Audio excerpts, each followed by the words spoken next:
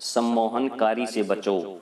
अपने मन को स्वयं अपने मन की सहायता से वश में लाने की चेष्टा के बदले इस प्रकार दूसरे की इच्छा से प्रेरित होकर मन का संयम करना अनिष्कारक ही नहीं, वरना जिस उद्देश्य से वह कार्य किया जाता है वह भी सिद्ध नहीं होता। प्रत्येक आत्मा का चरम लक्ष्य है मुक्ति या स्वाधीनता। जड़ वस्तु और चित्तवृत्ति के दास्तव से मुक्ति लाभ करके उन पर प्रभुत्व स्थापित करना, बाह्य और अंतः प्रकृति पर अधिकार जमाना।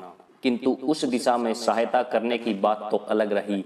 दूसरे व्यक्ति द्वारा प्रयुक्त इच्छा शक्ति का प्रवाह हम पर लगी हुई पुराने संस्कारों और भ्रांत धारणाओं की भी भारी बेड़ी में एक और कड़ी जोर देता है।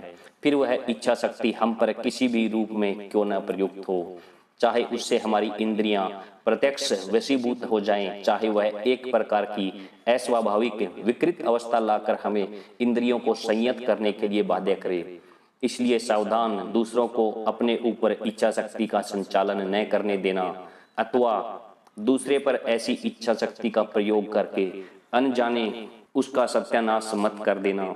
यह सत्य है कि कोई लोग कुछ व्यक्तियों की प्रवृत्ति का मोड़ फेर कर कुछ दिनों के लिए उनका कुछ कल्याण करने में सफल होते हैं, परंतु साथ ही वे दूसरों पर इस सम्मोहन शक्ति का प्रयोग करके बिना जाने लाखों नर नारियों को एक प्रकार से विकृत जड़ावस्थापन कर डालते हैं, जिसके परिणाम स्वरूप उन सम्मोहित व्यक्तियों की आत्मा का अस्तित्व तक मानो लुप्त हो जाता है।